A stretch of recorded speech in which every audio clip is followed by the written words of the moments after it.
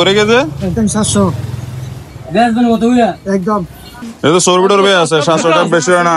আর কত কত ঈদের দিনের গরুর মাংসের বাজার এটা শুনতে কেমন শোনা যায় না?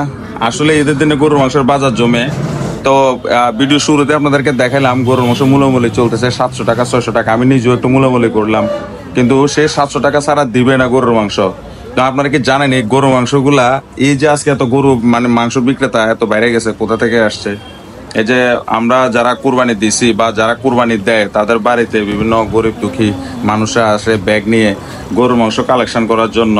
তো গরুর মাংসগুলো সারাদিন তারা কালেকশন করে, তারা মানে খাওয়ার জন্য সারা বছর খায় না। আমরা এই সিম্পিতি থেকে যারা কুরবানি দিই তারা তাদেরকে দিয়ে থাকে এই গরুর মাংসগুলা, তারা যাতে মানে এই গরুর মাংসগুলা পরিবার পরিজন নিয়ে খেতে পারে।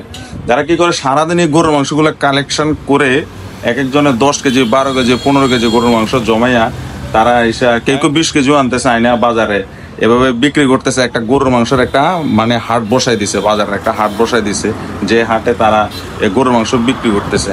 আসলে এই জিনিসটা আমার মানে আগে জানা ছিল না, মানে আজকে সচক্ষে আমাদের বাজারে এই জিনিসটা দেখে অবাক হয়ে গেলাম যে এইভাবে মানুষ তো জমাট করে এইভাবে তারা কোন বিক্রি করতেছে। আবার ক্রেতারও অভাব নাই, মানে ক্রেতারা এসে খুঁজতেছে মাংস আছে কিনা, মাংস মানে পাওয়া যাবে কিনা কম রেটে। 500 টাকা 600 টাকা থেকে শুরু করে 700 টাকা পর্যন্ত মূল্যমূল্য চলতেছে। আর অবাক করার বিষয়, কেউ দেখলাম যে 7,000 8,000 কেউ 10,000 টাকারও গরুর মাংস বিক্রি করতেছে। তো আমরা আসলে দিন দিন মানুষের দান খয়রাতের মাত্রা বেড়ে যাচ্ছে, আবার দান খয়রাতের মাত্রা কমেও যাচ্ছে। আগে ফকির মিসকিনদের দেখলে মানুষ সিম্পিতে দেখাইয়া ভিক্ষা দিত, আবার কিছুদিন আগে কয়েকটা ভিডিও ভাইরাল হইলো যে তারা মিথ্যা মানে নাটক সাজাইয়া অসুস্থতার সাইজা তারা ভিক্ষা করতেছে, যার কারণে এখন মানুষ ভিক্ষা দিতে চায় না। এখন ধরেন এই যে তারা সারাদিন গরুর মাংসগুলা ঈদের দিন কোরবানির ঈদের দিন মানুষের বাড়ি থেকে কালেকশন করে আসছে, আইসা তারা এই গরুর মাংসগুলা নিজেরা না খাইয়া মানে নিজেরা সঞ্চয় করে না খাইয়া তারা বিক্রি করে দিচ্ছে কয়েকটা টাকার জন্য, টাকার লোভে তারা বিক্রি করে দিচ্ছে। এখন এই দেখা যাচ্ছে যে সামনের বছর মানে যারা সেই জিনিসগুলো দেখবে তারা সামনের বছর আর তাদেরকে চাইবে না গরুর মাংস দিতে, কারণ তারা চিন্তা করবে যে গরুর মাংস যদি দেয় সে তো আলটিমেটলি বাজারে যে সবগুলো জমা করে বিক্রি করবে।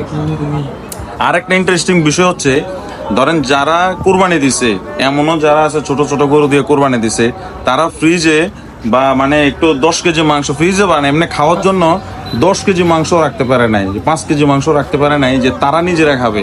সমস্ত মানে নিজেদের ভাগের মাংসটুকু মানুষকে বিলাই দিছে। অথচ যারা এখানে বিক্রি করতেছে তারা দেখেছে একজন 15-20 কেজি করে মাংস বিক্রি করতেছে। এটা অবাক করা আসলে বিষয়।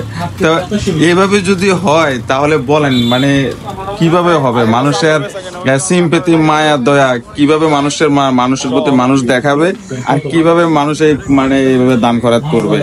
তারা এই দান খয়রাতটাকেও মানে একটা বিজনেস বানাই ফেলছে, যে মানুষ থেকে সিম্পিতে থেকে মাংস কালেকশন করে বিকেলে মাংস বিক্রি করে যে 10-12 হাজার টাকা 7-8 হাজার টাকা কামাবে। তো এইভাবে ব্যবসা না করলেও হয়।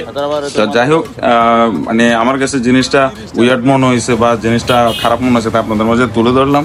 ভালো লাগলে শেয়ার করবেন, আর নিজেরা মাংস দেওয়ার আগে নিজের নিকটাত্মীয় যারা মানে জানেন যে তারা মানে অত দরিদ্র খাইতে পারে না তাদেরকেই দিবেন। অযথাই ব্যাগ ট্যাগ নিয়ে যারা কালেকশন করতে আসে তাদের থেকে দেয়া থেকে বিরত থাকবেন বলে আমি মনে করি। তো ভালো লাগবে ভিডিওটা শেয়ার করে দেবেন। দেখা হবে কোনো ভিডিওতে। আল্লাহ হাফেজ।